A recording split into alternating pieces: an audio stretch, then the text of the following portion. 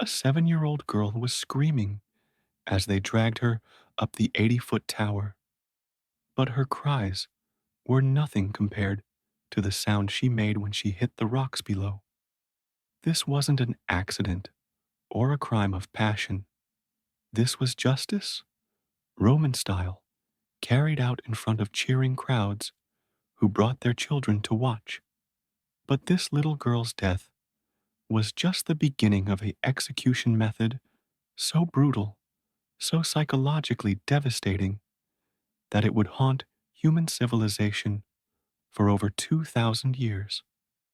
The worst cases involved those who remained conscious but paralyzed, able to feel everything as carrion birds began their feast before life had completely left their broken bodies. Roman observers documented these variations with the detached interest of scientists, noting which body positions produced the most entertaining deaths. The ritual surrounding these executions revealed the depths of Roman cruelty.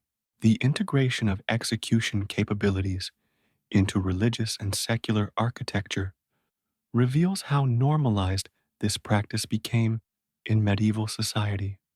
The Spanish Inquisition elevated defenestration to new heights of systematic cruelty. Accused heretics faced a choice that was no choice at all: confess to crimes they hadn't committed and face burning at the stake, or maintain their innocence and be thrown from the Giralda Tower in Seville. The inquisitors had calculated that the fear of falling was so intense that many victims would confess to anything rather than face the terror of defenestration. What you're about to discover will shatter everything you thought you knew about historical punishment, because throwing people alive from great heights was not just about killing them, it was about destroying their very humanity in the most public, humiliating way possible. And the twisted minds who perfected this method found ways to make death by falling so much worse than you could ever imagine. The year was 263 BCE, and Rome had just discovered the perfect execution method: the Tarpeian rock. A jagged cliff on the Capitoline Hill became the stage where traitors, murderers, the Catholic Church declared that heretics thrown from cathedral towers were being cast out by God Himself, their falling bodies, proof of divine judgment.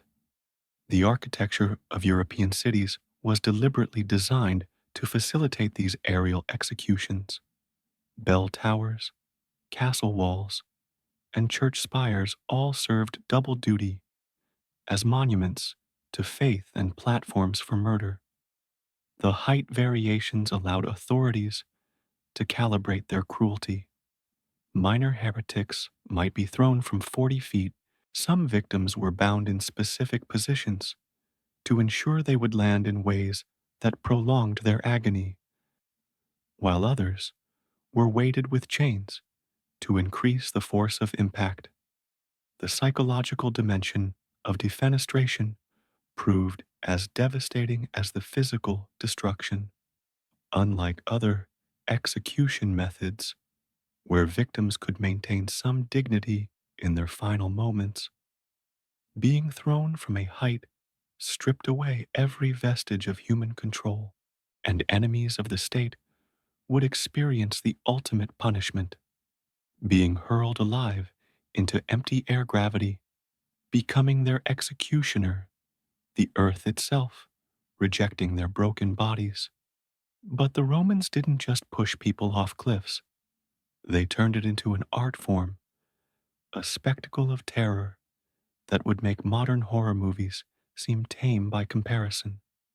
They calculated the exact height needed to ensure maximum suffering, high enough to guarantee death, but not so high that unconsciousness would mercifully claim victims before impact. The falling victim became a helpless object subject to the laws of physics, their final seconds consumed by primal terror as the ground rushed up to meet them. Witnesses described the sounds, not just the impact, but the screams that began the moment victims left the platform and continued until their voices were silenced by death. These screams, amplified by the acoustic properties of the execution sites, could be heard for miles, carrying the message of state power to entire populations. Medieval chroniclers documented the theatrical elements that authorities added to enhance the spectacle. Many collapsed from terror before reaching the top, only to be dragged the remaining distance by guards who had perfected the art of keeping victims conscious until the final moment. But Rome was just the beginning. As the empire spread, so did the practice of defenestration, the technical term that sanitizes the reality of throwing living human beings from windows, towers, and cliffs. Medieval Europe embraced this method with religious fervor, literally suffering broken bones, but potentially surviving as crippled warnings to others, while major enemies of the faith earned the full 100-foot treatment that guaranteed obliteration. The most famous case of medieval defenestration occurred in Prague in 1419, launching the Hussite Wars and demonstrating how throwing people from windows could literally reshape European history. Protestant nobles seized Prague Castle and systematically hurled Catholic officials from the tower windows. The architecture of execution evolved as authorities recognized the potential of defenestration. Castle architects began incorporating purpose-built execution platforms that extended from tower walls, creating maximum drama and ensuring optimal viewing angles for crowds.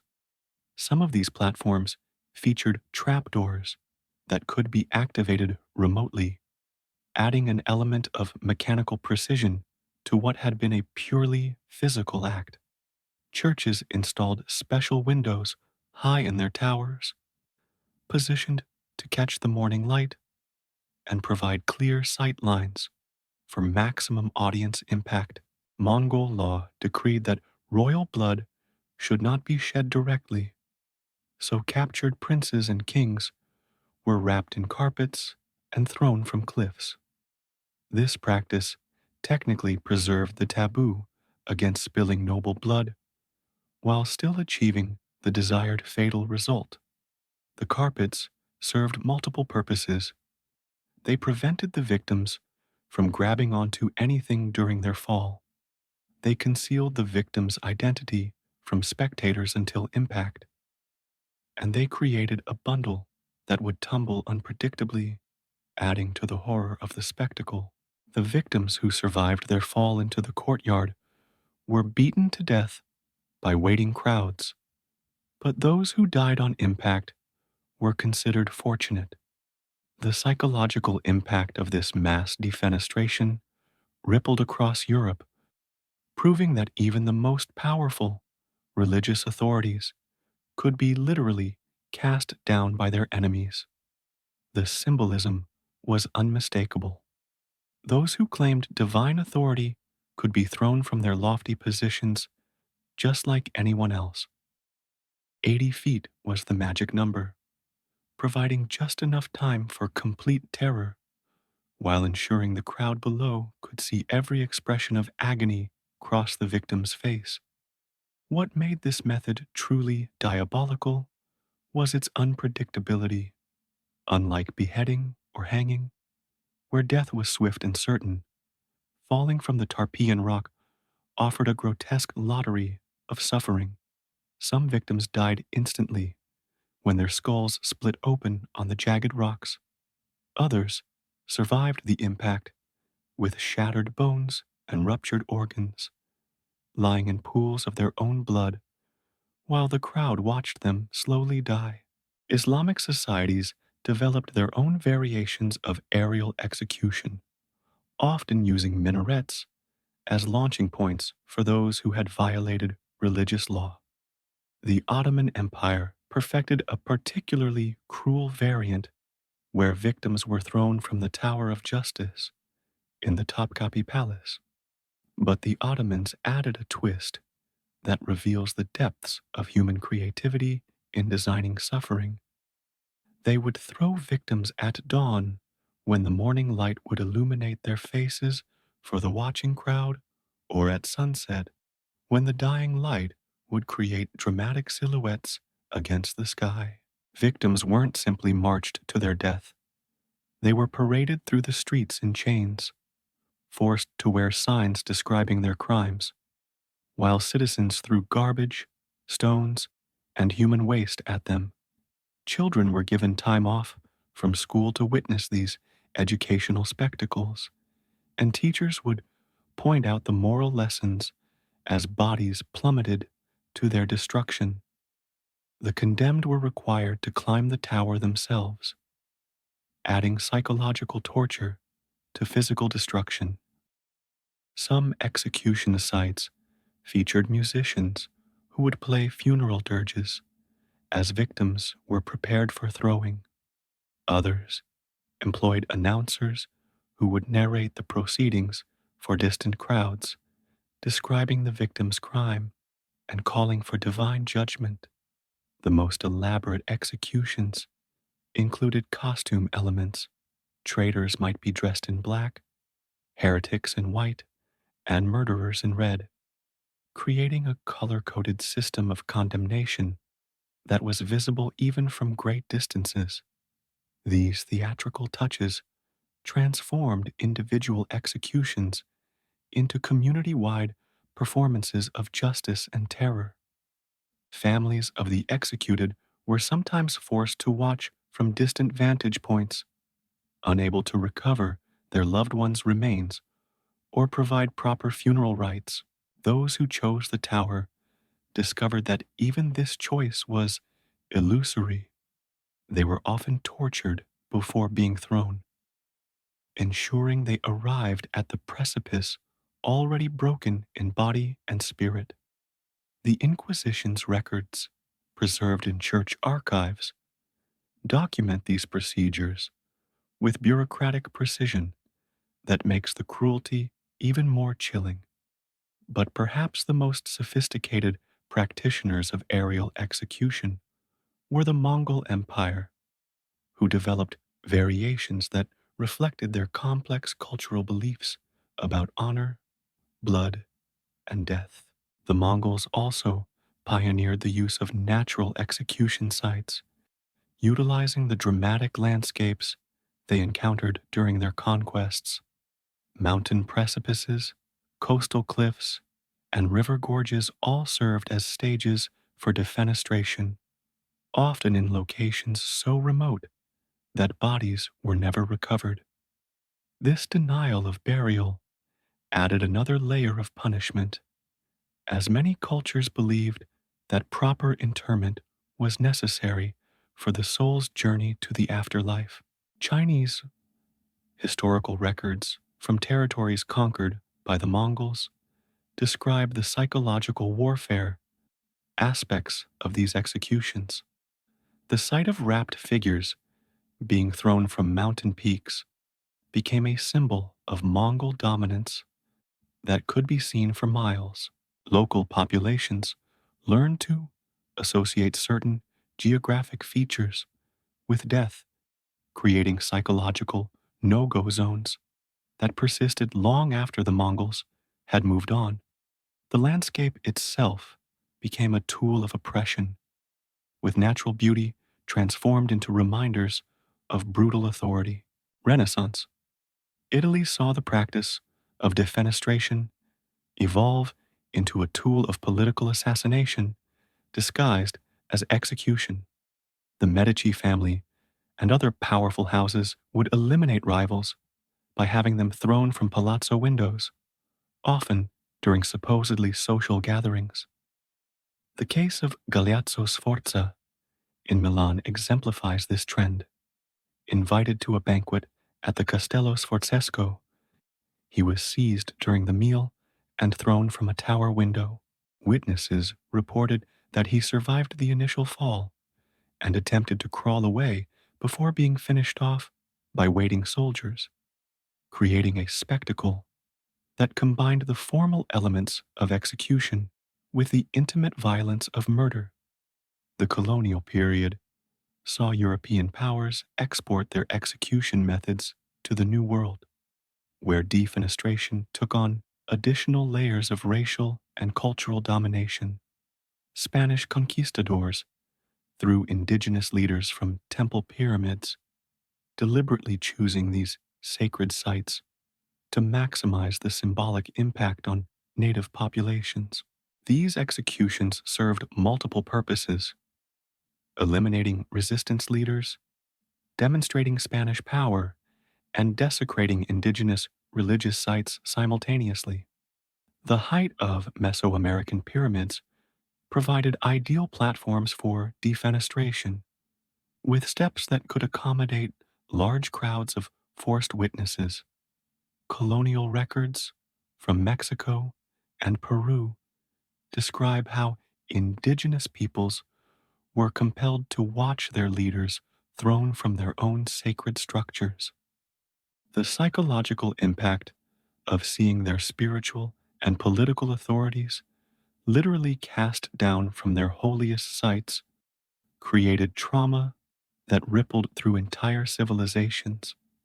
Some indigenous communities abandoned their temple complexes after witnessing such executions, unable to overcome the association between their sacred spaces and the death of their leaders.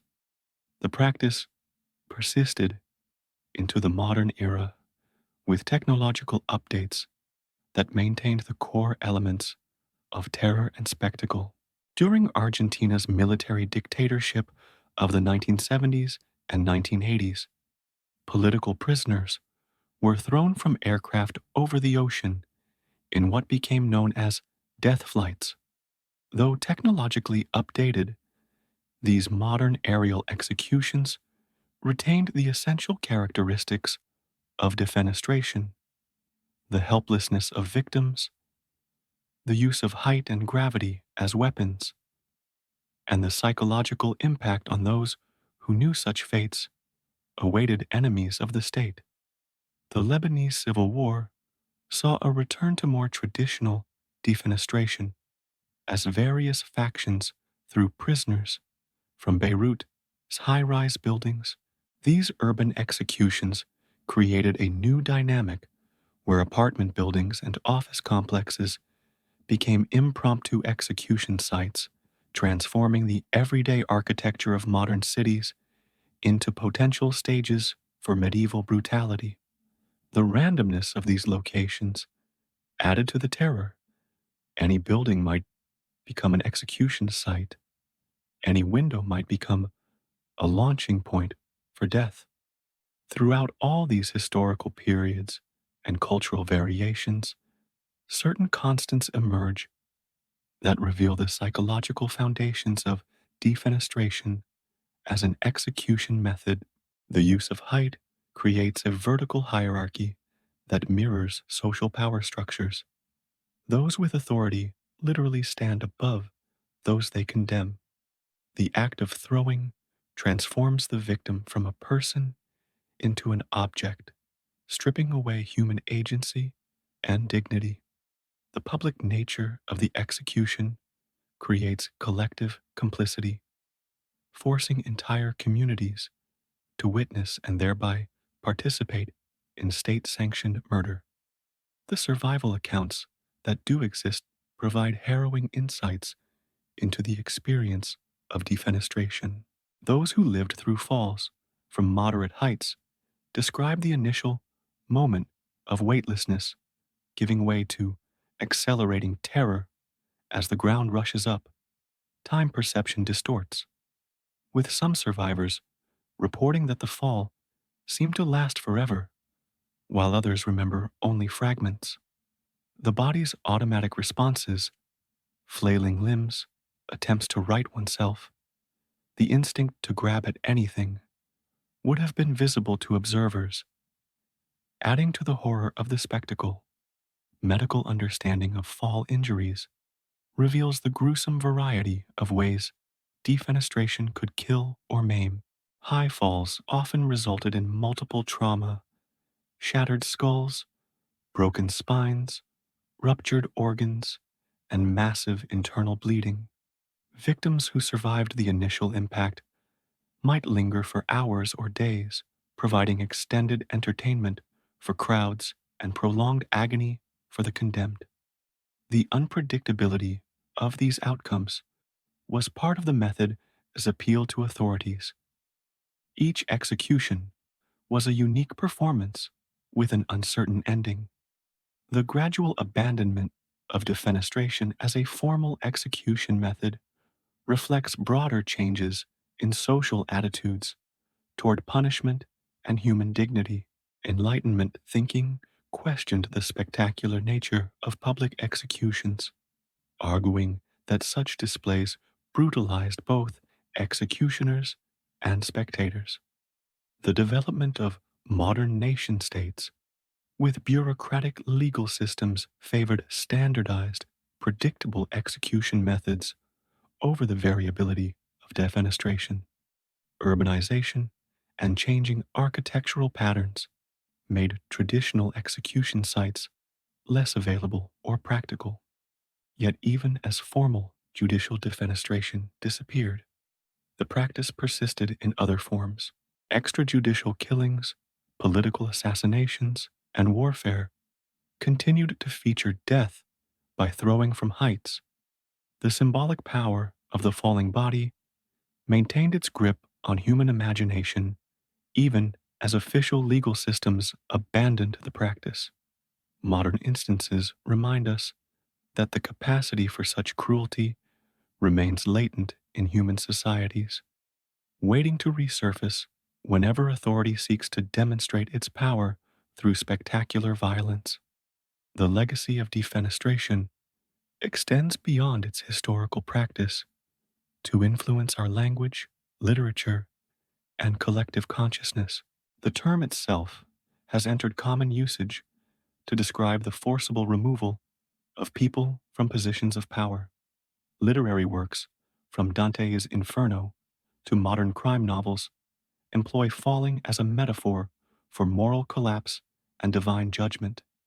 The image of the falling body continues to appear in art, film, and popular culture as a symbol of ultimate powerlessness and terror. Perhaps most disturbing is the recognition that defenestration reveals something fundamental about human nature: the capacity to transform basic physical forces into instruments of elaborate cruelty. The practice required no advanced technology, no specialized training, no expensive equipment. It used gravity itself as a weapon, turning the simple act of falling into an execution method that combined physical destruction with psychological terror. This accessibility meant that defenestration could be employed by anyone with sufficient authority and a suitable height, making it a democratic form of tyranny available to rulers throughout history. The study of defenestration also reveals the importance of spectacle in maintaining political and social control. These executions were never private affairs. They required audiences to achieve their full effect. The gathered crowds became both witnesses and participants, their presence legitimizing the state's right to kill in such spectacular fashion. The theatrical elements, the processions, the costumes, the architectural staging, transformed individual deaths into community-wide performances of power that would be remembered and discussed for generations.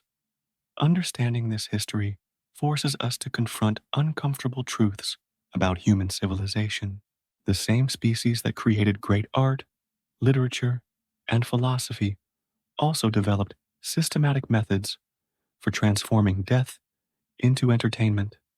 The architectural marvels we admire today, medieval castles, Renaissance palaces, ancient temples, often served double duty as execution sites where human beings were hurled to their deaths for the education and amusement of crowds. The normalization of such practices in so many different cultures and time periods suggests that the capacity for systematic cruelty is not an aberration, but a persistent feature of human societies. The victims of defenestration, from anonymous slaves thrown from Roman cliffs to political prisoners hurled from modern aircraft, represent the countless individuals whose suffering was transformed into spectacle by those in power. Their deaths served as warnings, entertainment, and proof of authority, but behind each execution was a human being whose final moments were consumed by terror and pain. Remembering their humanity in the face of systematic dehumanization becomes an act of historical justice, acknowledging the cost of power structures built on spectacular violence.